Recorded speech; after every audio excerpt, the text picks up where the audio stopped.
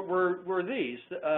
When you give your key message in the form of an analogy, that immediately helps either the viewer or the reader get it, and get it quickly and clearly.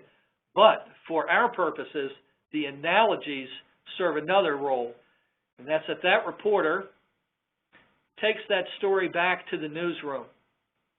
That editor or that producer that wasn't at the interview looks at the story, may not have any idea what you're talking about if it's a technical subject, but if you're able to explain it in the form of an analogy, that editor or producer will get it too, hopefully.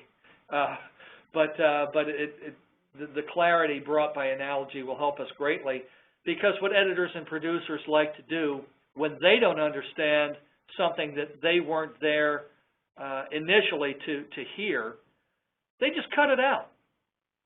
So you don't want to take that chance. Analogies help us inform the end audience, but they also help inform people back in the newsroom who are looking at this literally almost in the blink of an eye, making a decision, I either get it or I don't get it, cut it out, leave it on the cutting room floor.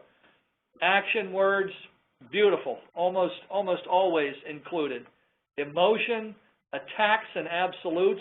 Attacks don't have to be negative, and we'll look at an example here in a second.